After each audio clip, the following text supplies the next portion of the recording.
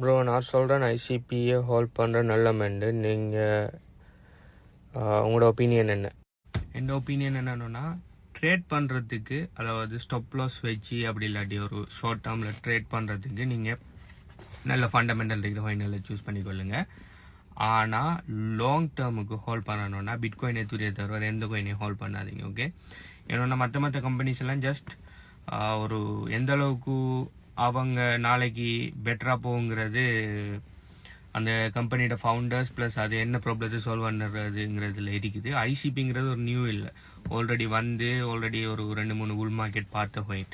So இதுக்கு பிறகு அது பயங்கர அளவு எந்த அளவு பம்பாங்கிறது எனக்கு தெரியும். அடுத்தது நீங்கள் புல் மார்க்கெட் பிஎம் மார்க்கெட்டுங்கிற அந்த கன்செப்ட் எல்லாம் இதுக்குள்ளே இருக்குது, இது கிரிப்டோ ஃபீல்டுக்குள்ளே. இப்போ நல்ல கோயினில் பார்த்தீங்கன்னா பிட்காயின் எத்தூரியம் பார்த்தீங்கன்னா புல் மார்க்கெட் பிஎம் மார்க்கெட்டில் பார்த்தீங்கன்னா ஒரு 50-60% இறங்குமே தவிர அது கூட இறங்காது. ஆனால் இதை மாதிரியான வேறு கோயின்ஸில் பார்த்தீங்கன்னு சொன்னால் பிஎம் மார்க்கெட்டில் 90-95% அடிவாங்க.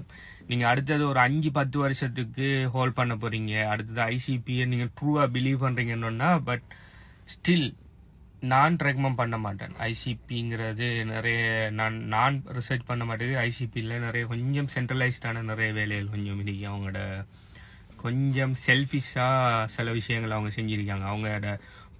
அவங்க சால்வ் பண்ண வார ப்ராப்ளம் பெரிய ப்ராப்ளமாக இருந்தாலும் நல்லா போகும்னு சொல்லி ப்ரெடிக்ட் பண்ணாலும், ஆனால் உள்ளுக்கு அவங்களோட டோக்கனமிக்ஸில் சில சிக்கல் இருக்கிறத நான் படிச்சிருக்கிறேன். அதனால தான் ஐசிபியை நான் ட்ரேடிங்கு மட்டும் வச்சிருக்கேன், லாங் டைமுக்கு நான் ஹோல்ட் பண்ண மாட்டேன். ஓகே, அதே மாதிரி தான் அவங்க லாங் டைம் ஹோல்ட் பண்ணா பிட்காயினை தூரியதை தவிர பிட்காயினை மட்டும் ஹோல்ட் பண்ணுங்க. அதையும் தாண்டி இன்னொரு காயின் வேண்டாம், தூரியத்தை ஹோல்ட் பண்ணுங்க. அதை தவிர்த்து வேற ஒன்றும் செய்யாதீங்க. எனக்கு பர்சனலாக சக்ஸஸ் தந்த லாங் டைம் ஹோல்ட் பண்ணி எனக்கு சக்ஸஸ் தந்ததுன்னா பிட்காயின் எத்தூரியம்.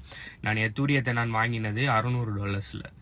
ஓகே, ஸ்டில் நான் அதை ஹோல்ட் பண்ணுறேன். ஓகே, புல் மார்க்கெட்டில் $4000 வரையும் போனிக்கு. ஓகே, நான் வாங்கின எத்தூரியம்.